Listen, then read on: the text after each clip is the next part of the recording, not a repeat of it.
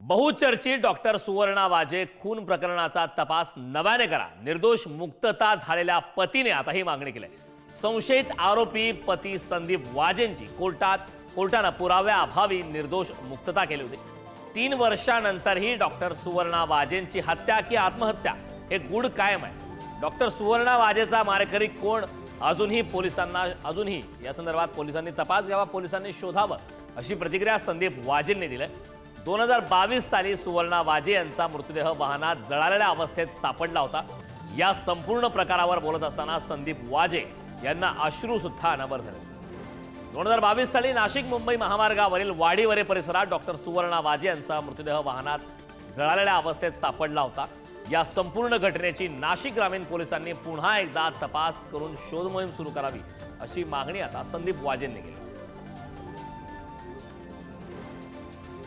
Doctor Suvarna वाजे यांच्या हत्येचं गुढ अद्याप कायम आहे। हत्या की आत्महत्या हा देखील प्रश्न पडला आहे। मात्र पती संदीप वाजेंनी आता या संदर्भात मागणी केली। या संदर्भात पोलिसांनी शोध घ्यावा, आणखीन तपास वेगाने करावा। 3 वर्षांनंतर डॉक्टर सुवर्णा वाजेंच्या संदर्भात या घटनेचं गूढ कायम आहे। डॉक्टर सुवर्णा वाजेंचा मारेकरी कोण आहे, हत्या की आत्महत्या, असे अनेक प्रश्न आता प्रलंबित आहेत। संदर्भात ताजे अपडेट देण्यासाठी आपले प्रतिनिधी किरण ताजने नाशिकमधून आपल्याशी जोडलेले आहेत। किरण, संशयित संदीप वाजे यांनी आता कोर्टामध्ये मागणी केलेली आहे की या संदर्भात तपास वेगाने करावा, शोध मोहीम सुरू करावी। मात्र तब्बल 3 वर्षांनंतर डॉक्टर सुवर्णा वाजेंची हत्या की आत्महत्या हा गूढ मात्र अद्याप कायम आहे। कारण अगदी खरं आहे, आपल्याला माहिती आहे की 2022 मध्ये डॉक्टर सुवर्णा वाजे यांचा मृतदेह एका गाडीमध्ये आढळून आलेला होता। गाडी जी आहे ती पूर्ण जळालेल्या अवस्थेमध्ये होती आणि त्या सगळ्या पार्श्वभूमीवर नाशिकच्या ग्रामीण पोलिसांनी तपास सुरू केला होता। यामध्ये संशयित डॉक्टर सुवर्णा वाजे यांचे पती संदीप वाजे यांना ताब्यात घेतलेलं होतं। त्यांच्यासोबत त्यांचे आणखी एक सहकारी होते, त्यांनाही ताब्यात घेतलं होतं आणि तिसरे जे व्यक्ती होते ते अज्ञात होते।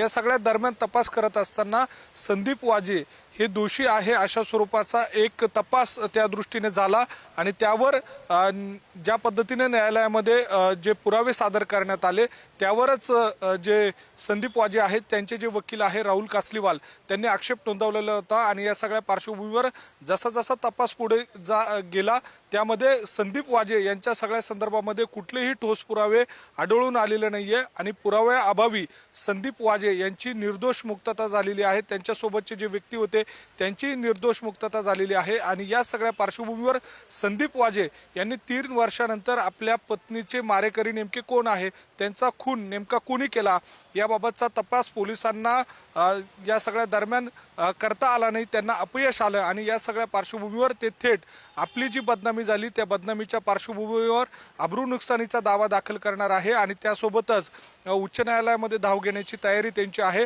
या संपूर्ण घटनेचा पुन्हा एकदा तपास करावा आणि आमच्या सर्व कुटुंबाला न्याय मिळवून द्यावा अशा स्वरूपाची मागणी संदीप वाजे यांनी केलेली आहे। त्यामुळे एकूणच या सगळ्या दरम्यान 3 वर्ष उलटून गेले तरी अद्यापही ग्रामीण पोलिसांना डॉक्टर सुवर्णा वाजे यांच्या खुनाचा नेमका जो तपास आहे तो पूर्ण करता आला नाही आणि त्या सगळ्या पार्श्वभूमीवर आता संदीप वाजे यांनी ही मागणी केली। त्यामुळे आगामी काळात पोलिसांकडनं या संपूर्ण मागणीची दखल घेतली जाते का हे बघणं महत्त्वाचं असणार आहे। करण, अगदी किरण, खूप खूप धन्यवाद या सविस्तर अशा माहितीबद्दल।